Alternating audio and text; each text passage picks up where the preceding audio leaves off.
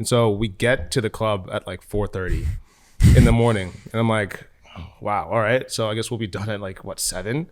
And so we get on, like he starts playing at 4:30. And I'm like, all right, cool. We get around to 6:30. I'm like, all right, almost done. 7:30, 8:30, 9:30. And I'm like, whoa, is this like, I looked at Brett as the manager. I'm like, is this normal? He's like, this is normal. Get ready. And then we end up going until noon. What? Yeah.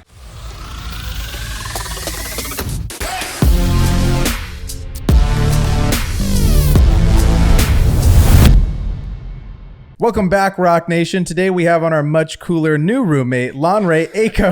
Just as cool. Just as cool. Lanre is a photographer and videographer from Sacramento who has been touring with the DJ Fisher for the past year and a half. We barely see the guy because he's on tour so much, so we're happy to have him on the pod today. Everyone, please welcome Lanre to the show. Thank you guys. Thank you guys. I'm stoked to finally be here. Talking a huge game for the last week and a half on the one-handed crack. So without further ado, please give us the one-handed crack. All right, so the rules, right? Just got to be off the table. And then one hand, and that's it. Try not to dent it. Yep. Oh, that's a bad dent. Oh, yep. And we just spilled on the $500 mic, and that's fine. That's totally okay. It is a lot harder than it looks, man. Honestly, I thought I had that. You had a great start, and then the dent really ruined you there. So we're going to give it a 4-2 to start us off. But Lanre, welcome to the show, baby. Dude, I'm hyped. You've been hibernating for the last few days. I have. You've been in your room. I really have. I mean, yeah, for the most part, yeah. We just did a crazy run, like 4 shows in like 2.5 days. So I just got back so cooked. And that's not Coachella. That's something. This is the week after Coachella. Okay. Fuck. Yeah. So where were you? We were in Vegas, Toronto, and Houston. Wow, really bouncing up and down. Oh, we bounce up and down everywhere, man. Yeah, dude. Yeah. And do you guys fly commercial normally? Do you fly private? What's that kind of like? So it's commercial when we're like when we're in the States, but when we get to Europe, there's like so many shows that like it's not physically possible to fly commercial. So we'll get the jet. Nice. And that'll be nice. Yeah. I only got to experience the jet life a few times, and it's pretty sweet. Yeah. You were on the toilet seat in the back of the jet? Yeah, exactly. Yeah. Dude, so you just shot Coachella for the first time, right? Yes. But yeah, you've been to Coachella multiple times. So as a many fan. times, How yeah. many times do you think you've been as a fan? As a fan, I guess 7. Okay. Okay. 7. What- So 7 this times. like this would be the 8th and 9th. What's more They're fun, shooting in it or being in there as a fan? Oh, that's tough. That's tough. It's just because going as a fan, I feel like I was like in a different stage in my life and career. Like I think being there, like the whole mystique of like, oh, I wonder what it's like to actually shoot that was like kind of the appeal to it. So like it's always nice to have that dream. But then when you're actually doing it, you're like, oh my God, like you kind of remember that you wanted this so bad 5-6 years ago. And you know, that's like a whole different level of happiness. So Just like being in the Sahara tent for the first time. Yeah, Like, exactly. oh, this is sick. I remember, just like Coachella was my intro into like the EDM DJ space. Just like back in the day, Sahara tent was like the main tent where it was only DJs. Like now there's like rappers and stuff, but I just remember watching like Zed my senior year of college or senior year of high school being like, what is this? And like, I like this. It was sick. I've never shot Coachella. I'm very jealous that you've gone to do it. Like it's definitely a bucket list thing to do, especially just like in the concert photography, videography world. Yeah. Which weekend was like better? Oh, if there was, because I've usually go weekend 1, but I have gone weekend 2, and like there's the whole stigma around like, oh, it's like the influencer Olympics weekend 1, and then weekend 2 is more for like the music. So I was wondering, like from the crowd perspective, was like either weekend 1 or weekend 2 better? There was, I mean, this is like a question that either I get asked or I think about all the time, even like when you're going or when you're shooting. But seeing it from our perspective this time, we definitely saw a louder crowd reaction weekend 2. Wow. But I think it's because, partly because, people that go weekend 2 are pretty crazy. Because like they're there for the music and not so much there for like just to be the first ones to be at Coachella. Yeah. But also like a lot of the videos that we put out after weekend 1 went viral. And I think, people are starting to sing along to these songs that aren't even released yet. So like I think when they were like anticipating it so much that when we were finally out there, just hearing them roar, like a kind of like thing that we didn't really get weekend 1 because they didn't really know what to expect. But like now they're like, yeah, okay, it's on. But Fisher and Chris Lake have been doing a few like back-to-back shows, right? Yeah, they've done this for like 4 years now. There's actually a whole story behind it. We're doing a documentary on it. I'm going to tell like the entire story, kind of how it like originated at first. because it was like kind of a spur of the moment thing at a festival, and then people really liked it. And so they started like, actually doing hard ticket sales, like Fisher back-to-back Chris Lake, and that went crazy. And so they've been doing them all over the world now. When you say back-to-back, for people that don't know, does that mean they're performing right next to each other, right? Yeah, at the same So time? when two DJs like perform at the same time, and like, they'll switch, like maybe he'll play two songs, or like they'll mix their songs together, that's called a back-to-back. Okay. Sick. Yeah. Dude. Yeah, That's they're fun. literally back to Yeah. back. No, yeah. Doing pianos. Well, maybe someone didn't know. So I didn't know that. I thought the documentary you're working on was specifically for Coachella. I didn't realize that there's kind of like a deeper backstory to it of them actually having done these back-to-back shows for a minute. Yeah, that was a big thing I really tried to pitch with this, because like I've always wanted to make a Coachella documentary. Like there's a lot of really cool ones out there, like Martin Garrix's and Skrillex's that I've watched for forever, and like always wanted to, like, oh my god, like I want to do a Coachella thing. But then it would kind of get washed away with like, oh, just another Coachella video. I think what really makes this one unique is the story behind their back-to-backs, and like how big they've gotten, how well these guys mesh together, and like we have it's all like the same management team, all the same crew, like the same family that we're always together with. And so that's like a special connection that I really wanted to dive into and tell the story of, because one of the biggest goals that they had when they started doing that 4 years ago was to play Coachella. And now they get to headline it as them two, under construction is what they call it. But yeah, it's a really like it's just telling the story of how it's reached the pinnacle of what they tried to achieve, and like it just went as good as it could possibly have gone. Yeah, you were telling me, I was like, did anything like go wrong or whatever? You're like, dude, they were super happy with the shows, which is awesome. Yeah. And so I want to get into like the nitty gritty of like your process of like making the documentary and everything. You had worked and showed us like that earlier doc, the 30-minute piece that you made about Fisher putting on his own festival in Australia. Yeah. Was that your first endeavor into like the documentary space, or even like specifically within the music industry? I would say yes, in a sense. I guess because what I had been doing with Fish for the past year was, the social media recaps, like those small, like 1 minute, 30 second Which are recaps. hilarious. Like if you guys haven't checked those out, you absolutely crush them. Thanks, man. Those are so much fun to do. Yeah. You know what I mean? But it's like we always had, aspirations to do even bigger things. And so that kind of came with the YouTube stuff. But even that like is turned into like more of like or didn't turn into, but it's more of like a vlog as opposed to like a storied out documentary. And so when we went to Australia, I knew, I was like, okay, this is like a really big opportunity because it wasn't as many shows as we typically do in a month, because it was all just our shows. I think we had 7 as opposed to like the 20 we would usually have on the road. So I'm like, okay, we have time to breathe between these. We have like, everything is kind of under our control because he's the one putting on the festival, as opposed to like, we don't know what the stage is going to look like, or we don't know like, where we're going to, whatever. So I was like, okay, look, we can do something really big here, but there was no pre-production. There was just, all I knew was like in my heart that I wanted to do something bigger. And, I went and got a new camera. I had like, I had other shooters there that was like, okay, yeah, can you get this shot? Can you get that shot? And I was like, it was kind of like the first time I was really able to, direct a bigger idea, even though I didn't really know what it was going to be. And then looking back on it, like I tried to turn it into a documentary in the editing room. And there was a lot of things that I learned. I was like, oh, if we had like pre-planned this and actually, done like proper interviews or like, everything like that, it would have looked more like a documentary. Right now, it just looks like a really beefed up YouTube video with a story. But, I took those lessons and I'm putting that into what we're doing with Coachella, which, we've done 20 times more of the prep than what we did for Australia in terms of, our content. And I think it's really going to pay off. So the Coachella documentary is Coachella. It's like the documentary of them doing these back-to-backs at Coachella. Mm-hmm. Basically, that's like the genesis. That's like the concept, basically. In a way, yeah. It's like where there's 2 basic stories, like where like the stories of the back-to-backs, and then the stories of like how Coachella has defined both of their careers. Because I don't know if you know, but like the first time Fish played Losing It was at the Do Lab. Oh, sick. And that's when he first started doing the wrist flick and everything. And so that was kind of like the the launching point of basically of like his career, how he became a superstar.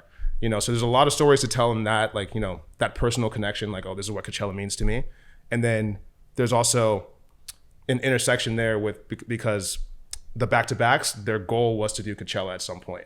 So those 2 stories kind of come together, and then we get into the actual show. Sick. Do you have any like archival footage of him doing like so much? Sick. Like so the Do Lab and stuff, yeah, like that kind of stuff? It's pretty crazy to see, because it's like, he wasn't like no one had heard Losing It yet, Right. and this is a song that like almost won a Grammy for, and like it's a song that's almost 6 years old now, and you can play and it still sounds like it's brand new.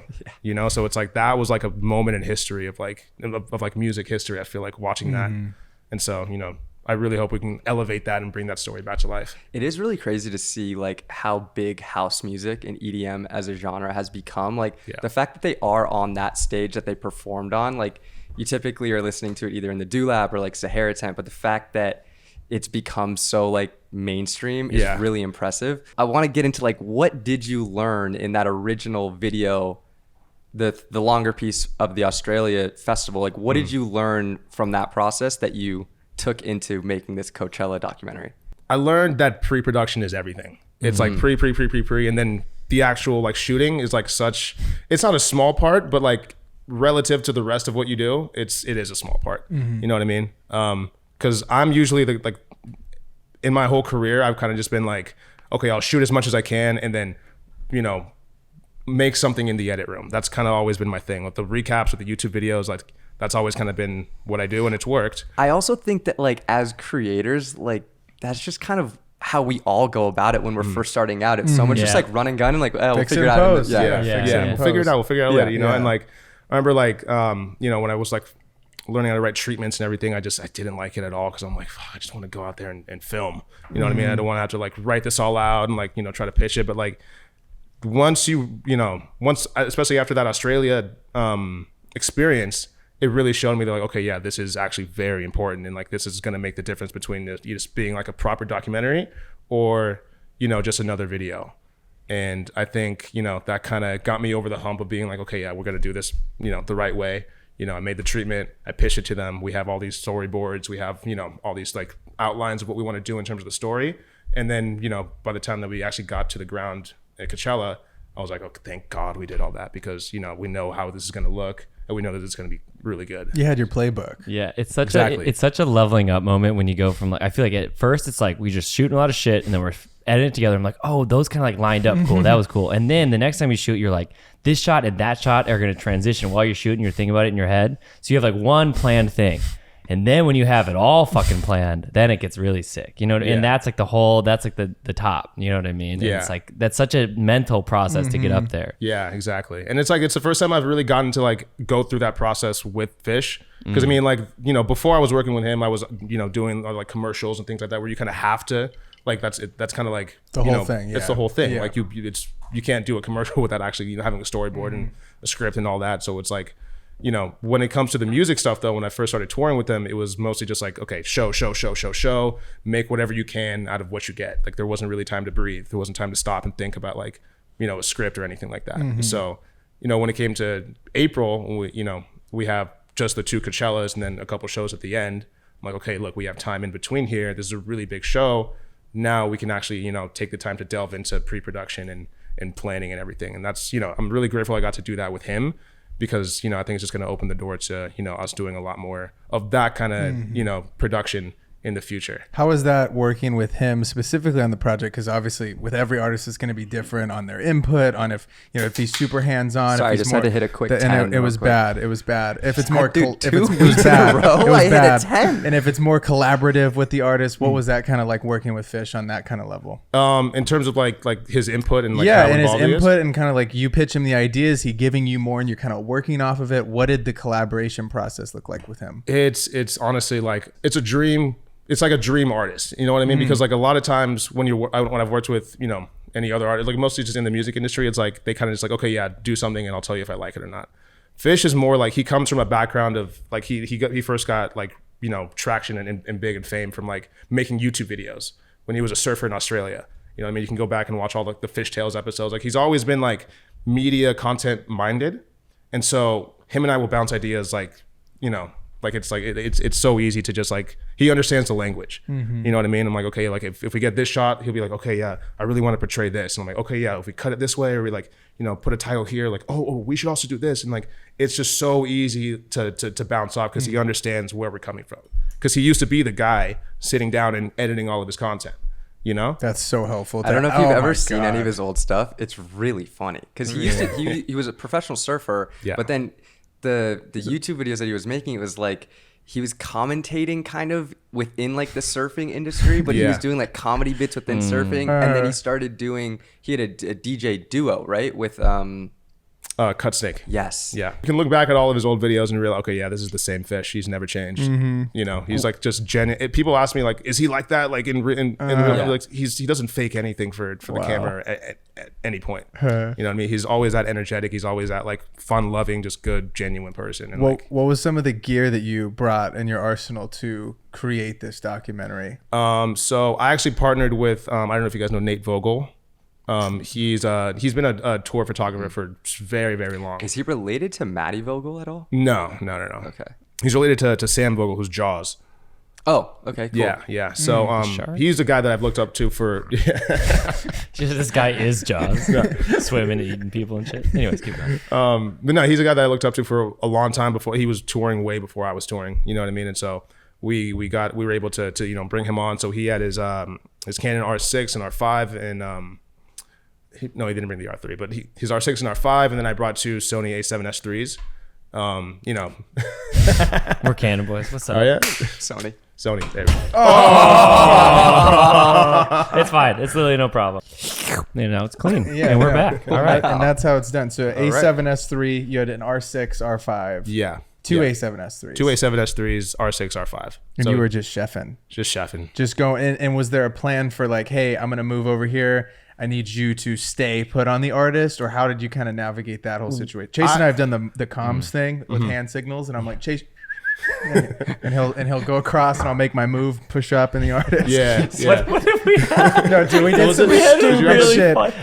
We could have just been like, I'm going up. It was more like if I nod 3 times and you acknowledge with a 2. With a 2, then we're gonna change, and if I go crisscross, then you swap at the same time. Yeah, that's what it worked. No, because we'd both be looking at our thing, and I'd be looking. I'm like, fucking, and he'd be getting his shot. This didn't work at all. Never worked. Oh man, so much more complicated than earpieces is what we need. Yeah, walkie-talkies. Do you walkie at like Coachella, or is it too loud? No, we didn't do that. That's I feel like it's just like too many wires. I feel like it kind of makes it. I mean, we tried to do that at one of the Australia shows, and I was just like, oh, guys, I'm not doing this. I can't. I tried doing that once too, and I was like, I can't hear shit. I don't understand The walkie thing. I had the walkie thing right here, and I was like, this is really annoying because it's like plugging on my collar. And then I did another one where I had like full on headphones on. I was like, I look like an idiot right now, and like I don't like this. Yeah. Bro, DPs stay with rocking the headphones. Well, on like set they have it, but for festivals, on set I'd be loud. better with that. But like if you're running around, like it's loud. Like, it's just more of a burden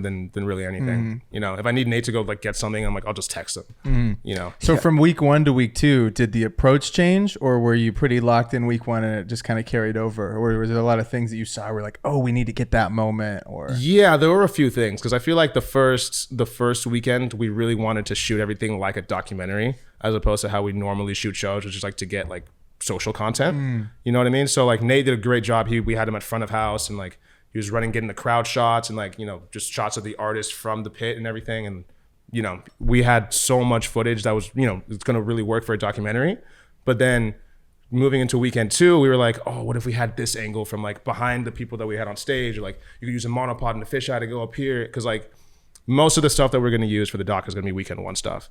So we wanted to think more in like social media terms for weekend 2, and he just knocked it out of the park. So did you have time to review the footage you got from weekend 1, or like, oh shit, we need this angle, or like if we need to redo that shot for weekend 2? Yeah, we wasted no time. We just like the next day. Do you stay? Do the artists stay in Coachella Valley between the weekends? Like do they just hang out all the like in the week? In a house. Yeah, some people do. Most people do. I feel like they don't go the back guys to LA did. or anything. Nah. Did you? I did. Yeah. He showed up at like 4 a.m. Just really? You just sent it back? I just sent. No, not right after. Oh, okay. Like I needed like a half day to like recover, and then I drove back. Word. What's it like having an artist band at Coachella? It's pretty sick. It's pretty sick. Such a dream. It's pretty. I went VIP this year for the first time, and I was like, kind of sick, but like not as sick as Lanre. I mean, no, it's just like a lot less headache, especially after going GA for 6-7 years, and like all the lines that you wait in, or like having to. It's pretty much like you just don't have to wait for anything. You can like walk in, you can go through like the back ways, you get golf carts. You know what I mean? It's kind of like you can pee whenever you want. you can pee just right in the middle of the festival. You can piss on the floor, dude.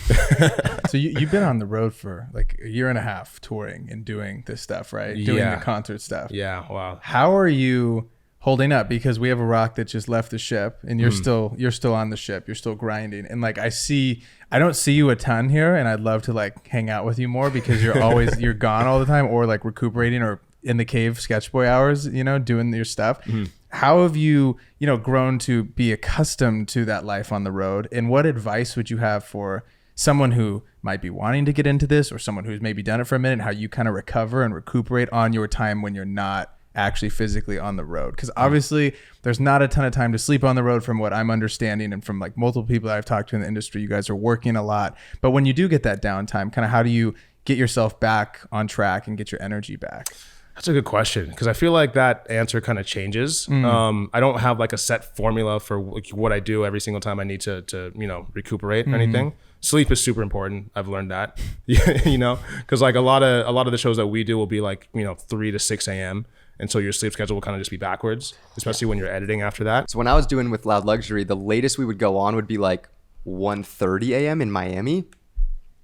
But you've told me that you've started shows anywhere from like 3 a.m. or like 8 a.m. at like Space or something like that? Yeah, like so crazy. And that's in Miami. What? Space is in Miami. Also, can you share the story of the first show you did with him? Because wasn't it in Space? Yeah. So the first show I ever crazy, do, yeah. I'd been to Space. It's this club in Miami that's open 24 hours. 24 hours. that. Basically, Yeah. 24 hours. And then I would have loved if we never specified it's in Miami and just kept talking about like being in space and shit.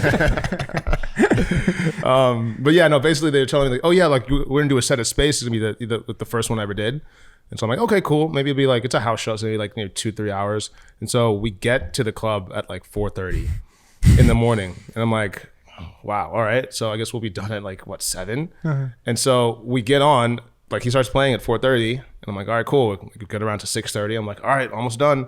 7:30, 8:30, 9:30, and I'm like, whoa, is this like? I looked at Brett, his manager. I'm like, is this normal? He's like, this is normal. Get ready.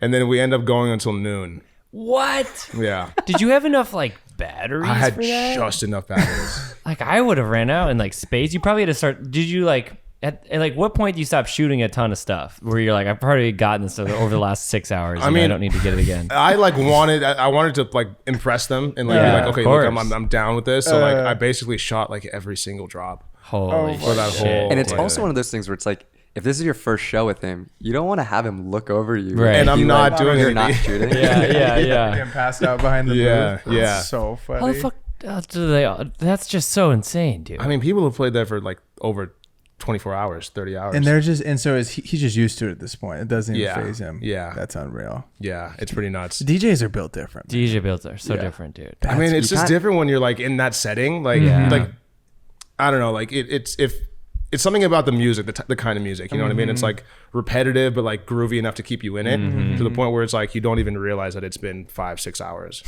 It's nuts. That's so Crazy. Yeah. So, okay, that was your first show with him. How was it that you got linked with him in the first place? So it was through his tour manager, actually, Okay. Juan. So I had met him about 4 years ago, I think, and we had worked on a bus tour with a different artist.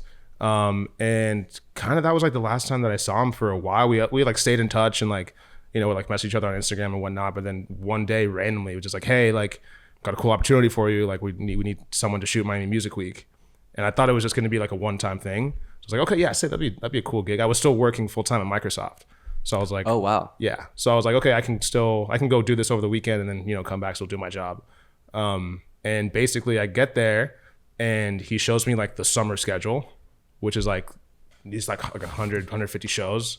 And he was like, yeah, so basically if everything goes well, like, we can push to have you on this whole thing. And I was like, what? Like, is this going to be like, it was like seeing the opportunity to like quit my job and do this full time for the first time. So I was like, wow, this is going to be huge. And then, yeah, we kind of I think we just worked really well together. He liked what I did. And then by the end of the weekend, he was like, yeah, you're hired. So I was like, sweet. Was the camera stuff prevalent in your life? Like in college, you went to like one of the worst schools in the Pac-12, where my dad went actually, University of Arizona. So, they're down, baby. That's where Gronk went. You and my dad. So like, were you doing stuff? You were in a fraternity. Were you filming a bunch of stuff, or did you graduate and you're at Microsoft? You're like, oh, I might like pick up the camera stuff. What was that kind of like? Yeah. So I mean, I've been making videos since I was like 8. Okay, so it's been forever. It's always been like kind of like the thing that I do, you know. But when I got to college, I didn't really know what like a career in video would look like. Yeah. I was very much like, okay, I need to get like a high paying job because my parents are sending me here and spending all this money. And so I kind of stopped doing it for a while, but I was like working in music as like a promoter and like selling tickets.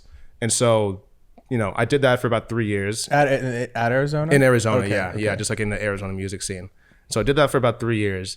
And I'm seeing more and more, like, I'm following more people in the industry and seeing all these recap videos and being like, oh my God, this is so sick. Like, I know how he did that. I know how he edited that. In the back of my mind, I'm like, I know I could do this. You know what I mean? And so, yeah, towards like the summer before my senior year, I just, you know, had no real idea what I was going to, I didn't have any job offers. I was doing computer science and hoping that it would take me somewhere, but I had no prospects at the time. So I was like, you know what? Like, I'm just gonna do it. This is my last kind of opportunity to be, because I'm in like this really, you know, it was a big party environment, so I knew it was like parties that I could film, DJs coming to town all the time. So I was like, where like this is kind of like my last year to capitalize on the opportunity that I have living in Tucson. And so I just, you know, spent the rest of my money on a camera and kind of just used the connections that I'd made being a promoter to be like, hey, like, you know, kind of come shoot the show for free. You know, can I, you know, a frat would have a party, like, oh, I'll come shoot your show for free. You know what I mean? And that kind of turned into like I would get paid $50, I'd get paid $100, and like, you know, start getting paid $300, $400. I'm like, wow, like, this is kind of sick. But then at the same time, I'm like, yeah, but you know, it's not really enough to live on. I didn't see it as that way. You know what I mean? And so I got a really sick opportunity with Microsoft as a software engineer, and I took that route, and I pretty much thought like that was going to be my life. Because I mean, I was getting paid well. I liked the job. I liked coding. You know what I mean? It was like something I was like actually interested in, but I still just wanted to do video. Like that was like something that I was like dying to do. And yeah, funny enough, actually, I went back to Arizona for like a career fair to go recruit people to work at Microsoft. And then and I just brought my camera with me because I've always had my camera everywhere. And there was like this massive party happening on the campus. And they're like, yo, like, are you in town? Like, do you have your camera by chance? And I was like, yeah. I was like, can you come film? I was like, okay, sick. And then I filmed it, and the clip went super viral. It was for Carnage. It was Carnage. It's Gordo now, but it was Carnage at the time. The clip went super viral, and that kind of like reignited, like, okay, wait, maybe I can still do this at the same time as I have my job. You know what I mean? So that kind of turned into me like working, you know, 40, 50, 60 hour week, Monday through Friday, to leaving every single weekend to go do a show for like a different artist every here and there. You know what I mean? Like, I had been doing that all the way up until about a year and a half ago when I you know, quit and went full time with Fish. It's sick because you're kind of like Batman, you know, in that where you're like, you know, computer science, you know, you're like kind of just like stuck in the office. I don't know if you were working in the office, but it's like pretty, you know, tame, like mental, you know, and then you're like, yeah, but I fucking send it with the DJs on the weekend. That's in the dark, dude, like parties and shit. And then you're like back to Jekyll and Hyde. For real. That's how it felt. I felt like I was living a double life. Dude. I wouldn't like, I didn't tell my boss or really anyone at the company because I was like scared of losing my job. I didn't know if they would be cool with it. So I would only tell like very like maybe 2 or 3 people at the company that like I was like close with, and be like, they would be the only ones to know, like, dude, how are you doing this?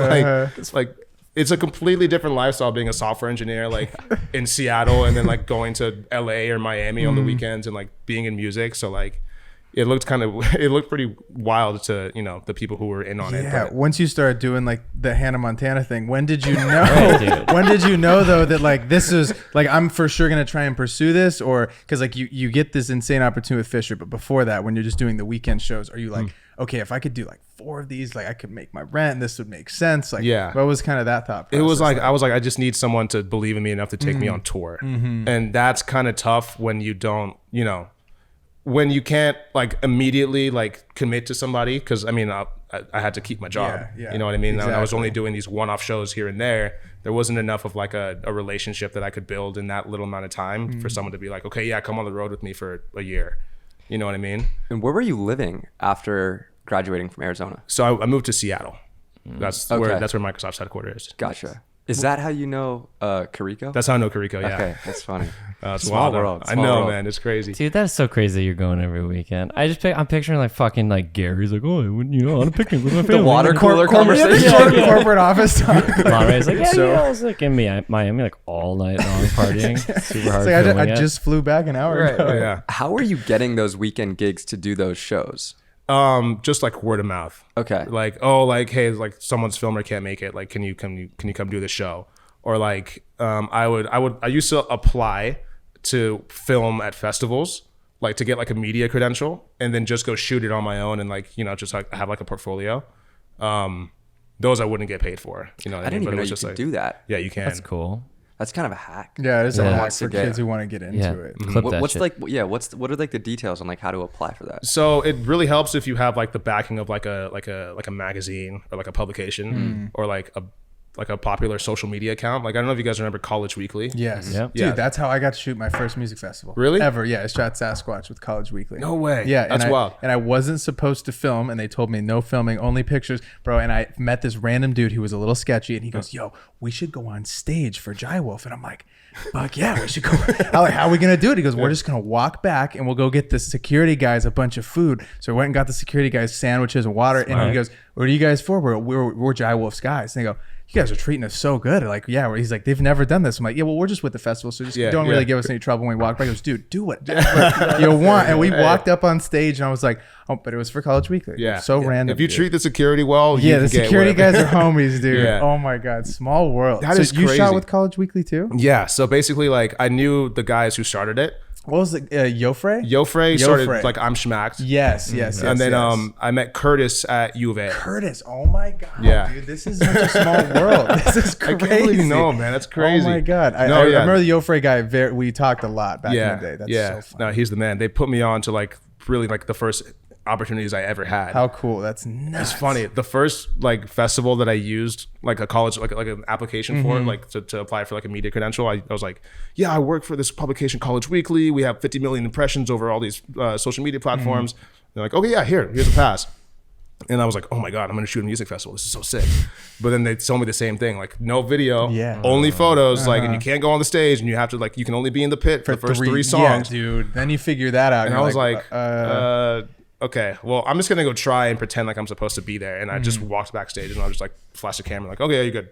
I Sick. was like, awesome. so funny, dude. What was that first camera you bought in college? An A7S2. Nice. Oh, that so camera you started pretty hot. big. Yeah, you started Yeah. pretty hot with the first. That He camera said no hit crop so sensor. hard. That was the first like pro camera. I Yes, had. yeah. You know what I mean? feel like of our generation when we were all in like our, Yeah. 18 to 24, whatever. That was like the first one that like popped That's out. in my day. That was such an important camera. It was, that dude. I It was, didn't have, it was but pivotal for like.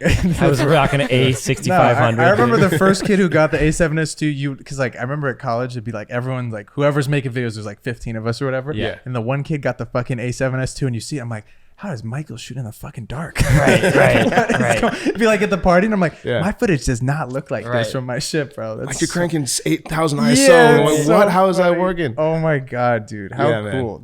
I mean, I love to hear how people are in a regular 9 to 5 and then make the transition, because Sick. I think tons of people want to do that, and like a lot of people never get the courage to do so. So I mean, shout out to you. Yeah. I think that's awesome. Now you're traveling every weekend and living the dream. Shot Coachella the last 2 weekends. Fucking Yeah. dope. It's amazing. Do you think you're gonna have time to cut the documentary, or how's that gonna happen? I want to be the one that cuts the documentary. I'm very like it's kind of a blessing and a curse. Like I like to have my hands on what I make and what goes out. Totally. And I have a tough time kind of delegating. Yeah. You know what I mean? And like it's coming back to bite me right now because there's a lot on my plate, especially after Coachella and like, having still to do the YouTube stuff. So now we're looking at, people to bring on and, people that I got to learn how to trust, or I got to learn how to like, direct and get the vision that I want to get out. But yeah, I think I'm going to take the first stab at it.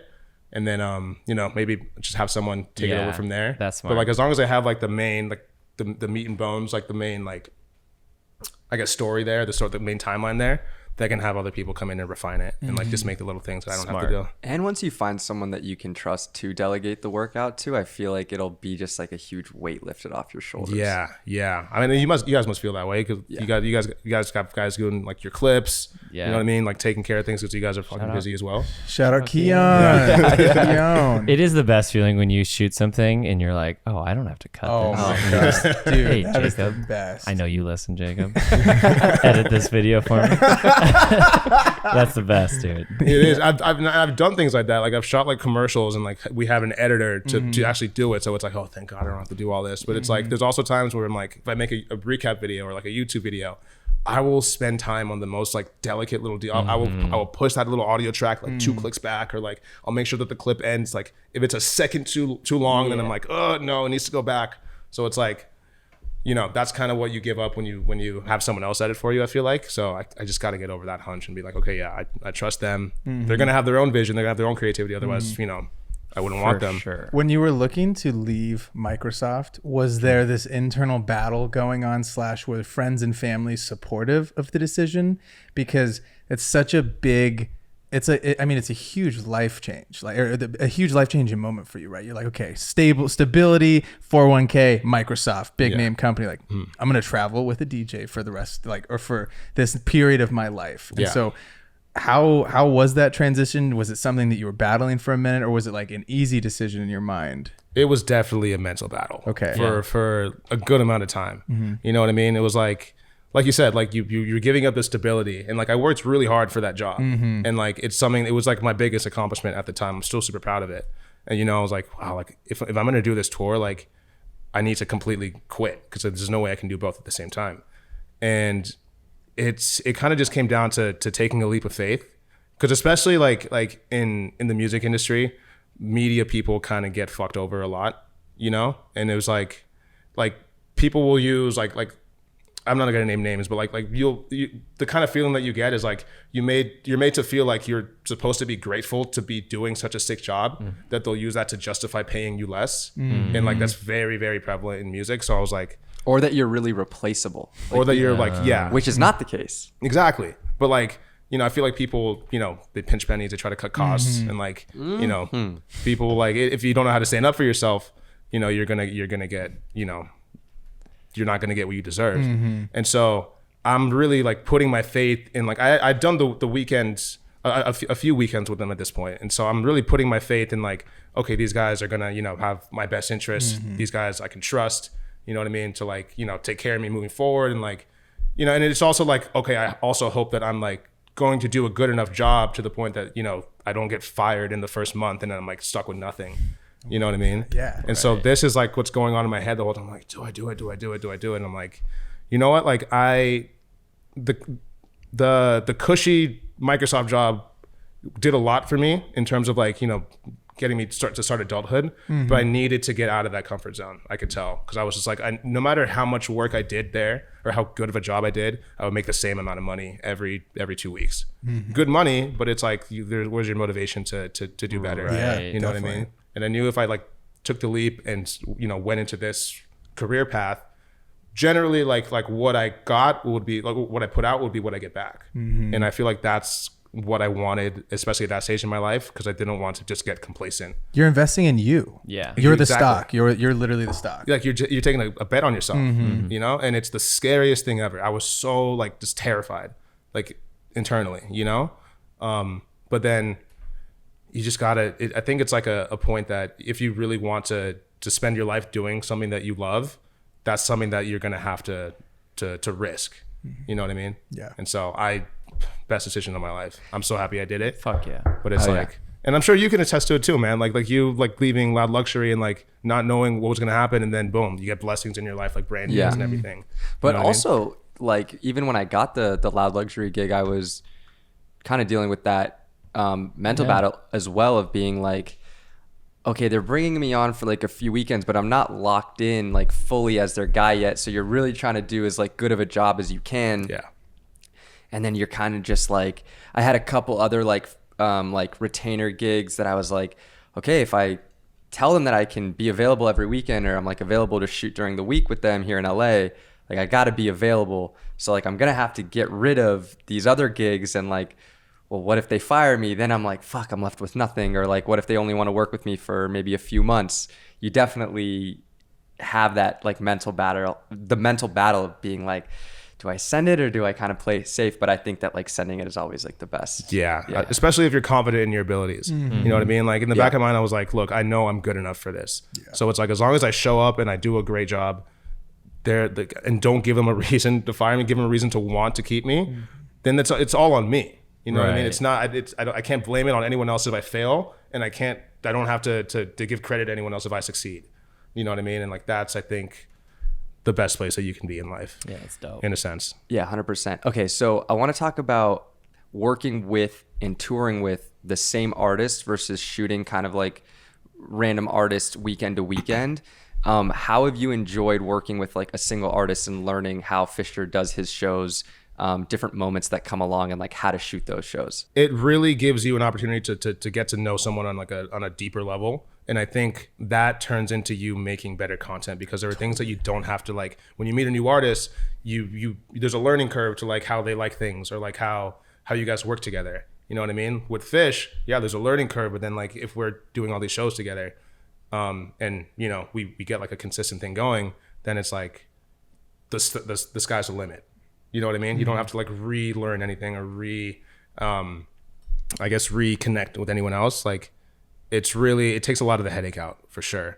And it's like, you know, they really, like the crew that we got at AIDA, like the management company and everyone that's around them, like they treat you like family, you know? And I'm super, super grateful to be a part of it, because it makes me like excited to show up to work. It makes me excited to wake up in the morning and like, okay, yeah, I get to like, you know, I might be tired as hell, but I get to go be with these guys. You know what I mean? Like the same guys that I like, that know and love me, and I love them. So you get to like tour the world and stuff. Yeah, every day I see his story. He's like, I'm watching Narcos. He's in Colombia. I'm like, what the fuck's going on over here? Lanre's like, where are you at? He was in Australia this time. I'm like, goes, when's he coming back? He's like, next literally. Tuesday. I'm like, in Australia for a whole month. Yeah. Doing like the European stuff, obviously you have, or even just like other countries, but you have, you know, like the weekend runs where you're like bouncing all over. But then like you got to go to Australia for like a whole month, right? Yeah. So how often are you just doing like the really short weekend runs versus like spending an extended amount of time in like one city or another country? So basically how the year will go, and kind of like this year and last year are shaping up to be very similar. Like March, April, May, we do a lot of US shows, and that'll be more like maybe 10 to 15 shows in a month. And then we'll have the Ibiza residency. So basically like he is like a super, super big, like, it's like, you know how people have Vegas residencies, like they'll play every like week or every 2 weeks. That's what we do in Ibiza. So we play at High every week for last year was 16. And I think this year we have 20. So we basically moved to Ibiza for like 4 months. So fun. So we live there, but then we do all our Europe shows, but like come back to Ibiza as opposed to coming back to LA. Oh, That's okay. so you know what I mean? So you're going on this little Euro tour, and that's what's going to take place this summer. Yeah. So we have both a Vegas residency and an Ibiza residency. And you will jet on to make that make sense, right? Yeah, okay. Exactly. Wow, that is crazy, dude. Yeah. We might not see you for a minute. Do you so like fun. having the home base here? Is that like, because you didn't have it before, right? You weren't living obviously with us. Yeah. So basically, when I looked at the schedule and realized I wasn't gonna be home for 4 months, and like, you know, it was also the same thing. Like I just quit my job. I didn't really know like, you know, how money was gonna work for like moving forward. So I was like, why am I was paying like $2,400 to have my West Hollywood apartment. So I was like, I could save an easy 10 grand right here if I just like move out and don't pay rent. Right. And so I did that. And then I was basically like, I got back from Europe and I was couch surfing for like 2 months before I went to Australia.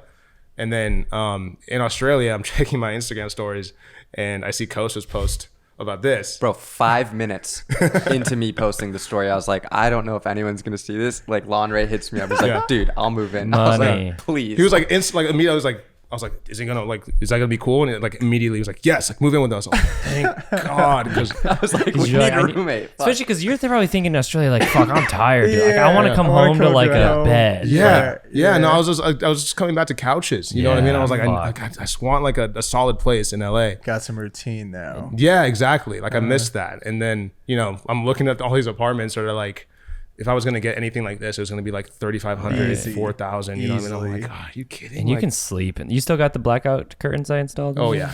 Dude. You can sleep in there, dude. Dude, I miss sleeping in there. Down gym. But no, having that home base is like a huge weight off your shoulders. You know what I mean? When you don't have to keep wondering, like, or not even wondering, but like not really having your own spot. Like just when I got a desk again.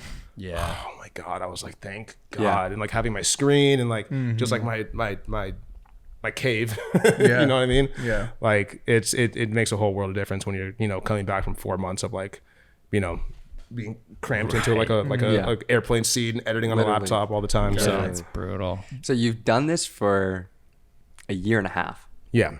Maybe a little bit longer. I'm tapped out. I'm like, yo, peace out. And I'm not even doing the European stuff. And you feel as though their family, like you love working with them. Fisher's only getting bigger. He's sitting on some absolute heaters. Do you know in your mind how much longer you want to do it for being on the road? Like, are you kind of just like, I'm riding with it? Or do you kind of in your mind have an idea of like, hey, maybe I'm going to do it for a little bit longer and then, you know, time to hang it up? So I always knew that I wanted I just knew I loved to make videos and I love to make media. And, you know, and I never really knew what that would like manifest into in terms of like a full career for the rest of my life. I just knew I wanted to keep doing something that I loved, and, you know, maybe I'll get an idea of what, you know, title I would want or what kind of company I would want to own. You know what I mean? Like a loose idea in my head right now is like, I want to own a production company. I want to be a director. I want to be able to do these big productions and like have it relate to music in some way, because I love doing music. And right now I think with what I have going with Fish, the more he's trusting me, the more he's like giving me these responsibilities or allowing me to do these bigger productions, you know, I think we can just grow together, you know? And I've told him my aspirations and everything, and he's fully on board. He's like, I could tell that like you got big dreams and you want to do more than just, you know, film the shows, you know? And like, I feel like, you know, I trust that he's, you know, going to be the guy that I'm going to, you know, build my own aspirations with, because I know where he comes from and I know how hard he's worked to get where he is.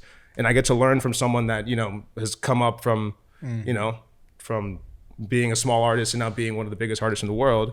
You know, he's got a very like sharp business acumen and everything. And like, I'm just watching his every move. And I know like, you know, he's going to be supporting me and, you know, seeing where this goes. And so I think I'm in a good spot right now. That's dope. That's beautiful. Rise together. Yeah, that's really cool. And so do you see yourself maybe pitching to him the idea of like, hey, if we are going to be doing these like bigger documentary type projects, maybe I'm not like touring nearly as much and kind of like still doing the bigger shows here and there, but like maybe like you're delegating the editing work, maybe bringing on a second shooter, having somebody else shoot, you know, kind of like split time with you or whatever, and then you focus on like bigger projects? Or do you see yourself kind of just like staying with it, being like the guy like through and through? I mean, it really it's hard to make a call now because we don't really know like what the schedule is going to look like a year from now or 2 years from now. But I think the main thing is, you know, we have a good thing going now where I'm boots on the ground. I'm the guy shooting up everything. I'm the guy editing everything. And he trusts that, and he trusts me. So I think the next step is now learning how to bring more people on that I can show the formula to. You know what I mean? So that he can trust them. And like it'll basically just become like a, you know, more people working in this umbrella, like a pyramid scheme. Like, yeah. So you know, like multi-level. Mark, if you draw a triangle. So like I'll have them refer their friends, and then they'll refer their friends. $5 each. We'll make this thing work. We'll become rich. This podcast sponsored by Herbalife and Arbonne. All right, that's amazing. Getting a little bit more nitty gritty into like the concerts. You've been doing it for a minute. What advice do you have to kids, like specifically for shooting a show, whether it be like gear or just like different angles to get, or like how to shoot a show? Like, what have you learned through your process of shooting as many concerts as you have to like get to be able to get the footage and the photos that you do? I know you do like 90% video stuff and like photos here and there, but like, do you have any like specific advice for shooting concerts? Yeah, I mean, I would say don't worry about the gear too much. I feel like a lot of times, especially when you're starting off, you're like, oh, I need to get like the highest end camera, or I need to get like this, or the camera that like my favorite filmer uses, or like it's get what works for you and learn how to be really good at what you have, even if it's a T2i or your iPhone or whatever. Like just get good at that, because after a while it's kind of like copy paste. If you're really good at that, you'll be really good at using a Canon, or really good at using any other piece of equipment. And so don't worry too much about that. But then I guess to your point of like, how do I get the shots that I want? So like, like the big pyro shots or the big fireworks shots, like tap in with the tour manager, tap in with whoever's at front of house, because like they'll usually be like, okay, yeah, we're gonna do a pyro drop here, or like, get ready for this. Like make sure you build a relationship with not just your artist, but the people that run the show, everyone that's around you, because the more tapped in you are with how the entire show goes, the better off you're gonna be. They'll make your life easier, and you'll get the shots that you need. And then it's also like just knowing what your artist wants. Like have that conversation beforehand. Be like, yo, like how much do you want on the stage? How much do you want from the booth? Like what kind of social clips do you like? What can I do differently? What can I do better? And yeah, it's really just all about communication and fostering relationships with people that actually make the show happen. I think tapping in with the tour manager in front of house is like such a key. I didn't realize how dialed in artists are with like their whole production crew. I thought it was just like, oh, you go up there, specifically DJs, like you go up there, you play songs, and like you get off, and like they'll maybe put some pyro on the drop, whatever. But it's pretty calculated, especially for like these bigger festivals. So yeah, like tapping in with the tour manager and front of house and the whole production team, knowing when moments are going to happen, and then you can have a plan going into it of like, okay, I want to be here for this moment, front of house, or like I want to be on stage for this moment. Yeah, there's nothing worse than running all the way to front of house and then the fireworks go off right as you're running. And you're like, like trying to turn around, grab the shot, it's all like blurry or whatever. Like that's so funny. Like, preparation is key. Preparation changes expectation. Okay, last one I got for you. What are some advice to your 18-year-old self?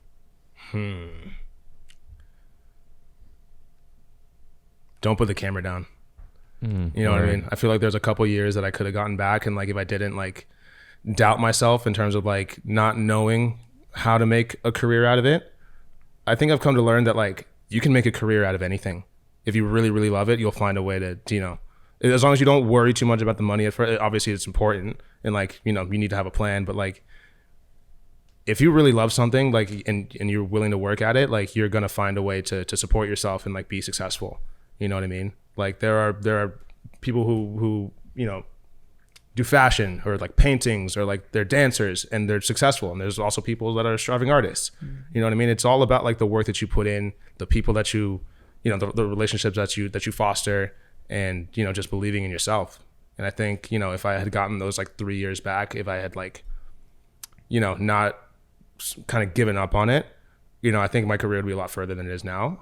But at the same time, I don't really regret anything, because I'm super blessed to be where I'm at. Let's go. I have a buddy that I went to school with. He was a year older than me. I was really good friends with him, and he was like the video guy, and I learned a lot from him. But he ended up becoming a dentist, because he was like, I can't make a career out of this. And I was like, what are you talking about? He like was just convinced that like there was no money in this career path, or like he just couldn't do it himself. But he was extremely talented, and I know that if had he like kept with it and didn't put the camera down, he could have fully made a career out of it. But I think you're right, man. I think a lot of times like people will doubt themselves and like maybe don't fully believe that they can totally make this thing in a career, and it's just like not the case. No, yeah, exactly. And I think it's only getting bigger, dude. We've had, I don't know how many guests we've had on this show, but those are all like very successful people doing cool things in their respective niche. And I had the same thing. I think in college it was like everyone around you too, the fucking finance kids, everyone that's like has a big dick 100K plus job lined up. How are you going to make money with that? How are you going to support a family, whatever. And it's so true. If you can make money doing anything, and I feel like some of the wealthiest people I fucking met in this last year have been creative people, which is wild, because you wouldn't traditionally think that. And maybe it's just because we're in LA and we're exposed to those people, but I think that, whatever it is that you want to put your mind to, if you're not going to quit, you're really hard to beat. Totally. If you're playing the long game, you're very tough to beat if you don't stop. I also think that like compared to like 20, 30 years ago, or like when our parents were growing up, I get that if it's like, Yes. it's not really feasible. Like Right. it's 1 in 100,000 million chance that you become a director, make a career out of being a photographer, videographer. Yeah. Now with social media, just like The So barrier many to entry jobs. is like zero. And everybody Yeah. needs something. Every brand, every person, every artist, influencer, whatever. Everyone needs videos or photos of them. Yeah, you know? totally. It's not something that's going away. And think about all the little brands that are coming up that are gonna be the next like Totally. Poppy or Leisure, whatever. Like these huge, brand. It's just it's Yeah. gonna be crazy next few months, dude. Well, thank you for coming on the show. Yes, Yeah, dude. man. Where can the that was people great. find you? What's your Instagram? At Lanre Ako everywhere. Okay. Twitter, Instagram, TikTok. And yeah. We're going to link it below, ladies and gentlemen. This is episode 60 of the 505 podcast. Make sure to drop a like, hit the subscribe button, leave a 5-star review, and we'll see you guys all next week. Peace. bye. Thank you, boys.